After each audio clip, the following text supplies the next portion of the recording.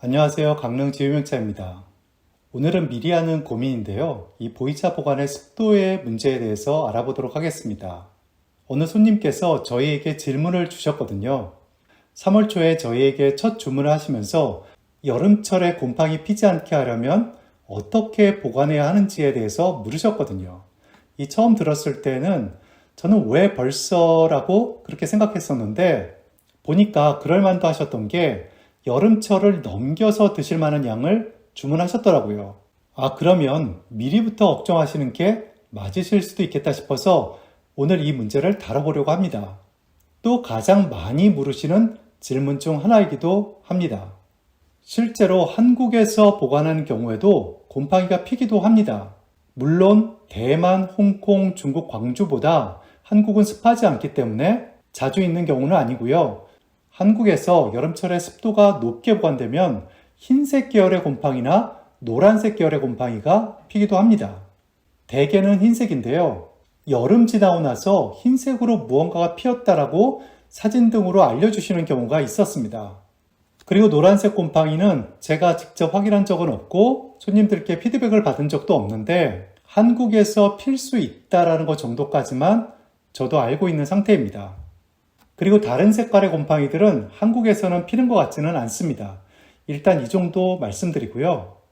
한 가지 우리가 오해가 있을 수 있어서 드리는 말씀은요. 미생물에 대한 시각을 좀 넓힐 필요가 있는데요. 곰팡이는 바이러스, 효모, 박테리아 등과 더불어서 대표적인 미생물 가운데 하나입니다. 그런데 이 미생물 하면 무조건 안 좋다, 해롭다 이렇게 생각하시는 분들이 좀 계신 것 같더라고요. 학자들이 말하는 바에 의하면 대부분의 미생물들은 해롭지 않다라고 합니다. 동시에 유익하지도 않고요. 극히 일부만이 해롭고 극히 일부만이 유익하다고 합니다. 그러니까 대개는 걱정하실 필요까지는 없는데요. 인간이 미생물을 활용한 역사는 곧 인류의 역사이기도 하죠. 된장, 치즈, 페니실린, 빵, 와인 등등 그 예는 셀 수 없이 많고요. 보이차도 그 중에 하나입니다.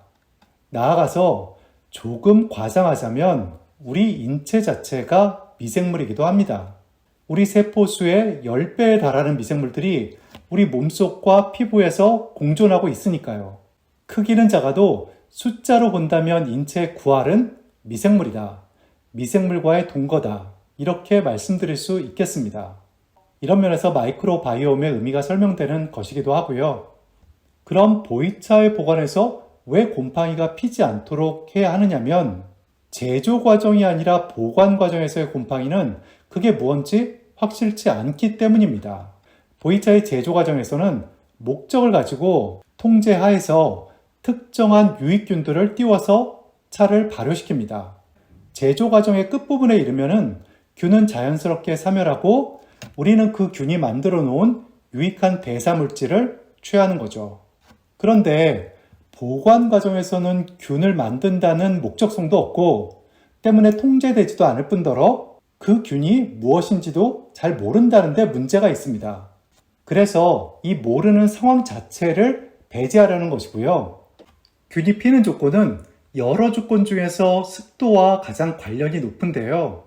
보관의 습도에 대해서 말씀드리자면 상대 습도 80% 이하에서는 아무 문제가 없습니다. 다 좋습니다. 균 자체가 필 확률이 거의 없으니까요. 그럼 상대 습도 80%가 넘어가는 상황에서는 어떻게 되냐면요. 이건 두 가지입니다. 80에서 90%의 상황에서는 해로운 곰팡이가 필 수 있습니다. 그런데 재밌는 점은 90%가 넘어가면 또 희한하게도 해로운 곰팡이가 피지 않는다라고 합니다. 그렇다고 90% 이상으로 두는 것은 너무 비현실적이기 때문에 우리는 상대 습도 80% 이하로 둔다. 그렇게 한다면 보이차의 보관에 있어서 습도에 관한 한은 아무 문제가 없다. 이렇게 보셔도 무방합니다. 우선은 습도계를 하나 장만하시는 게 좋습니다. 대개 10,000원에서 20,000원 내외 하고요. 제가 동시에 여러 개를 써보니까 습도계들은 오차가 좀 있는 편이더라고요. 대개 5% 정도의 오차가 납니다. 다시 말해서 오차를 감안하면 상대 습도는 습도계상 75% 이내에 두시는 게 안전합니다. 이렇게 습도계를 두고 여름철 관찰하시는데요. 보통 80%를 넘어가는 일도 거의 없긴 하지만 이 80%를 넘어가면 무언가를 바로 해주어야 하느냐? 그건 아닙니다. 하루 이틀 넘어가는 것 정도는 아무 문제가 없어 보입니다. 저도 그런 상황 속에서 차를 좀 둬봤는데요. 아무 문제가 없었습니다. 다만 제 감각상 습도 80% 이상 되는 날이 일주일 이상 연속으로 계속된다면 가볍게라도 곰팡이가 필 수 있겠다라는 느낌은 듭니다. 다시 말해서 80% 이상으로 며칠 이상 연속될 때만 대처를 해주시면 되겠고요. 이런 상황을 방지하려면 역시 제습기가 제일 좋습니다. 또는 에어컨으로 제습해 주시면 되는데요. 만약에 여의치 않으시면 몇 가지 방법이 있습니다. 보통 차를 방 안이나 거실에 두시라고 말씀을 드리는데요. 그렇게 두시면서도 그 공간 안에서 가장 높은 곳에 차를 두시는 겁니다. 여기가 습도가 조금 낮은 곳이거든요. 책장이라면 책장 가장 위에 두시는 겁니다. 습도가 조금 떨어질 겁니다. 또 보네이도나 선풍기를 이 차 쪽으로 틀어서 습기를 날려주시는 것도 일시적인 한 방편이기도 합니다. 또 하나는 큰 자사차통이나 항아리에 차를 넣어두는 것인데요.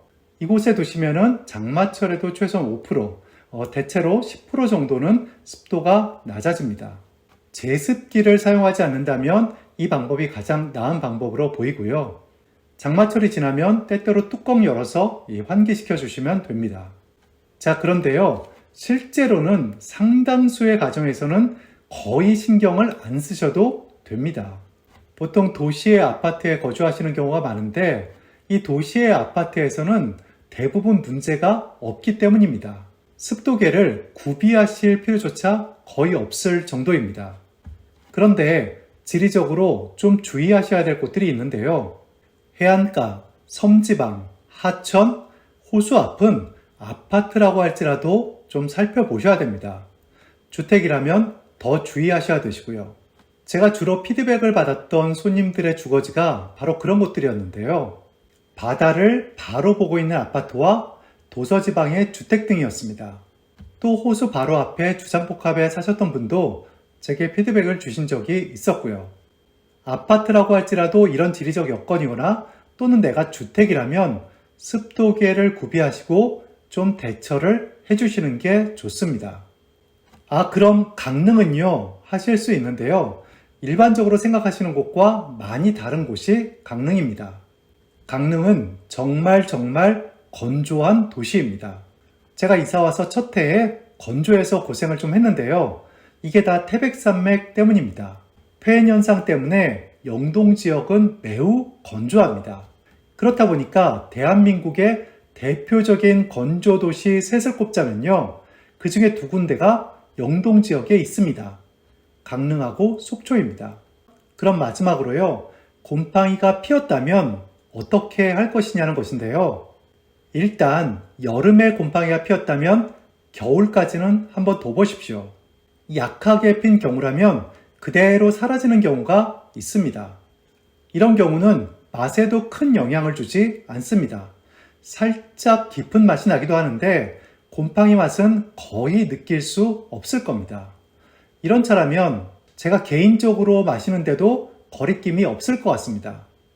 만약 겨울까지 뒀는데도 사라지지 않는 경우가 있을 수 있습니다. 이 경우는 좀 강하게 핀 거라고 볼 수 있겠는데요. 제가 이런 차를 여러 편 구해서 10년 이상 장기 관찰한 적이 있습니다. 이 경우는 맛이 좀 떨어집니다. 이 목에서 걸리는 칼칼한 곰팡이의 느낌이 어느 정도 있습니다. 그런데 이 느낌조차도 10년이 지나니까 사라지기는 합니다. 이 과정에서 탕색은 짙어지지만 향기는 줄어들기 때문에 저는 더 맛있다라고 볼 수는 없을 것 같습니다. 물론 더 오래 보관하면 결과가 달라질 수도 있겠죠. 지금도 계속 보관하면서 관찰하고 있는 중이기는 합니다. 결론적으로 말씀드리면 우리가 통제하는 제조 과정상의 균류는 유익하지만 그런 상황이 아니라면 물론 대개 해롭지는 않겠지만 굳이 선호할 상황도 아니다. 이렇게 판단하고요. 보관 과정에서는 미생물이 피지 않도록 하는 게 차후의 차품에도 유리하리라고 생각합니다. 앞서 말씀드린 간단한 방법들 실행하시면 됩니다. 더 구체적으로 질문이 있으시면 아래 댓글로 문의 주시고요. 제가 알고 경험한 한도 내에서 답변 드리도록 하겠습니다. 오늘 준비한 영상은 여기까지고요. 다음에도 유익한 영상 될 수 있도록 노력하겠습니다. 끝까지 함께 해주셔서 감사합니다.